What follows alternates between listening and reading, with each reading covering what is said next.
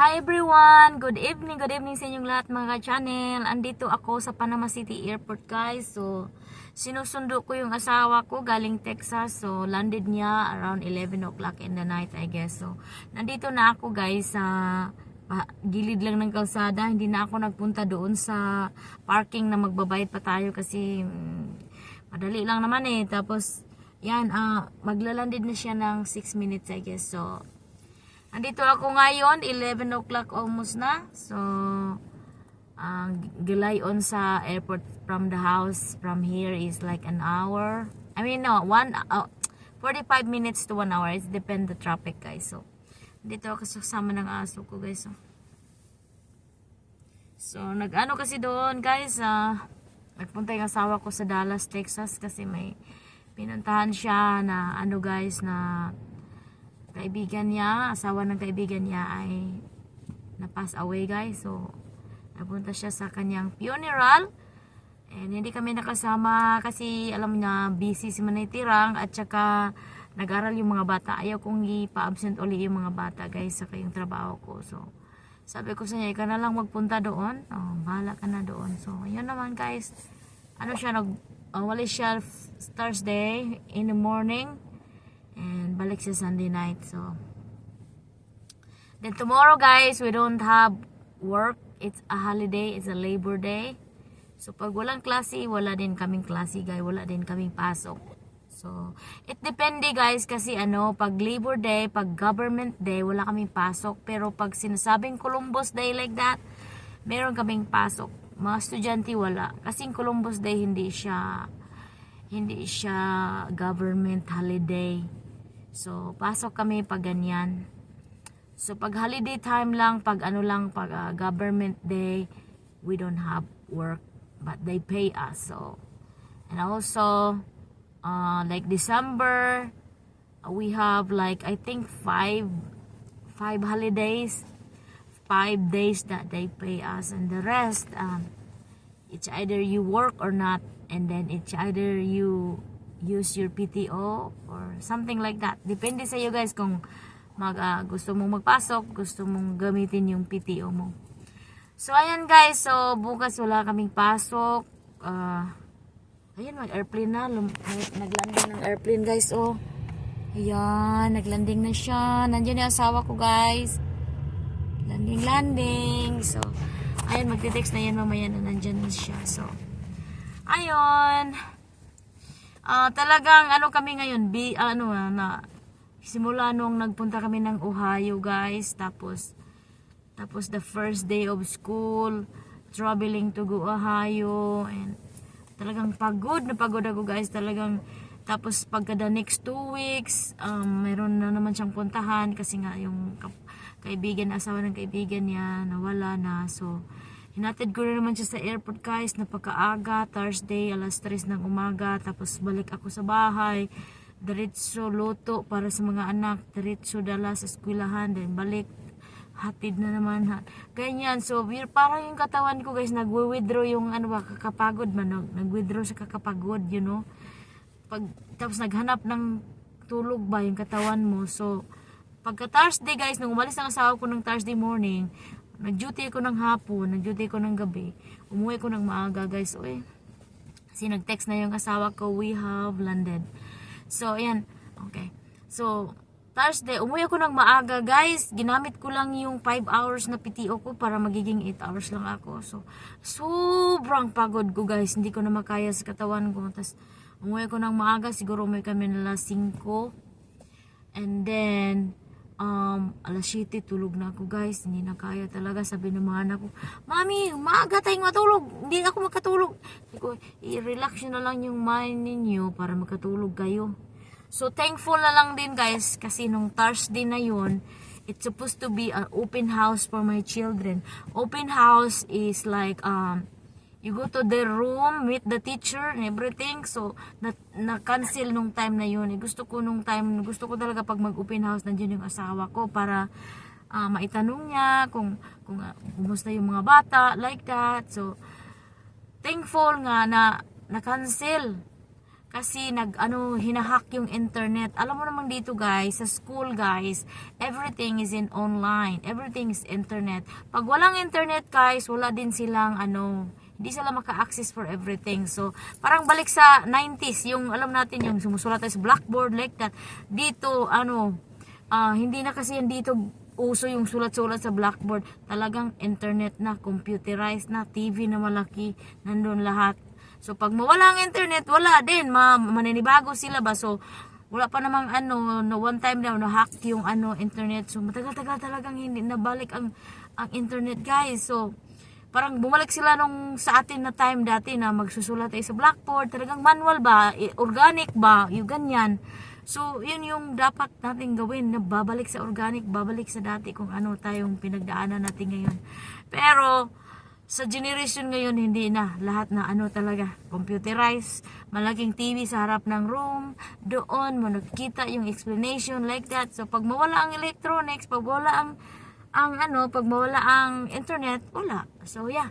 So, I'm thankful na nag-cancel yung time na yon kasi imumove na naman yun. Gusto ko yung makasama yung asawa ko pag mag-open house. So, ayan guys. So, ayan. Yan lang ang ating video for today guys kasi nagte-text na siya, yun nga naglalanded na yung nila airplane nila. So kunin ko na siya, mag-iikot muna ako ng ikot dito, then punta na ako doon sa gate.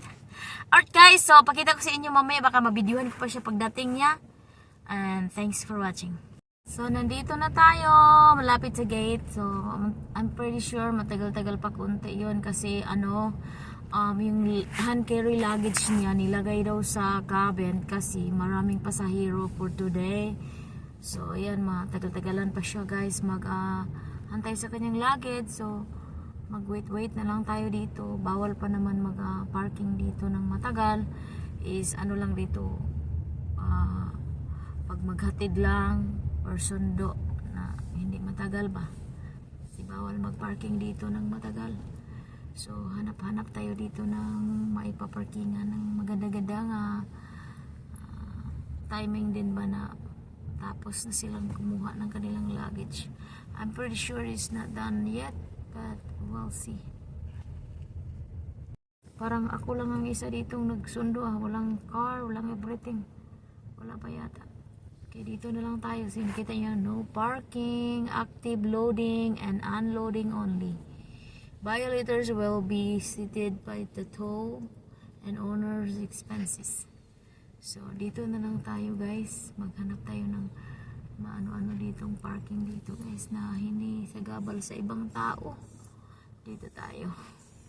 Alright guys, umikot ako ng isang beses kasi nga naghintay pa sila sa kanilang mga luggage kasi nga nalagay nga yung hand carry-on luggage niya doon sa cabin guys kasi yun nga, maraming customer daw, maraming mga pasahero, siguro wala nang kalagyan doon sa babaw ng kanilang akuan or something like that. So nag-ikot ako ng isang beses kasi nga hindi pwedeng mag-stay longer over there, maghantay sa kanila. So kailangan natin magpaikot-ikot, patay sa oras para hanggang sa makuha nila. So, tingnan natin to guys kung nandun na ba siya sa gate na yan. Alright guys, tumawag na siya sa akin na nakuha na daw yung bag niya. So, I'm gonna picking him up in the gate or something. So, nandito tayo ngayon sa ikot na tayo doon sa guys, sa kuhanan ng mga passenger. It's gonna be like slow down in here and then going here, and then I think he's gonna be there already. So I don't like picking from the airport like night guys kasi malayo guys, tsaka madilim ang daan, tsaka speeding pa yung mga tao, nakakainis. So but wala tayong magawa guys, tayo naman talaga ang Uber ng ating asawa, or sometimes may mga tao din magpasundo, so kailangan natin kunin. We need to help each other so our life is getting easy. So we'll see where I'm here na sa harap ng pultahan. Tingnan natin to. I know CSB here. We will see what it's going to be.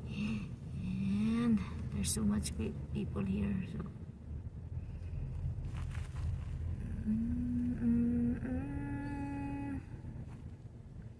You ready to see your daddy, baby girl? You ready to see your daddy? You ready to see your daddy? Stilan dolor ni mo hana. Makuyawan tani mo hana oy. Ay nako. Excited lang siya guys. Excited lang siya. Ayan o. You excited to see your dad? Huh? Excited? Okay, that's wait. Dad is coming. Diaper pa yan guys. Look. Kasi dinudugo kasi yung ano ko guys. Excited. Pag-what? Hey, do not do that. Pag-what? Don't worry. Be happy. Daddy's coming. I don't want to get out guys. I'm just gonna be driving because I'm just wearing my night gown. Ah, si Daddy. Nandun na si Daddy. Nandun na si Daddy. You see your daddy?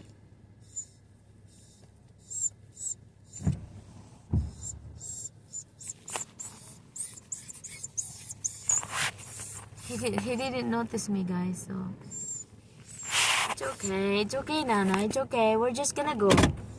Okay, Daddy's there, Daddy. Alright, he's coming. Daddy's coming. Wala mang, hindi man ako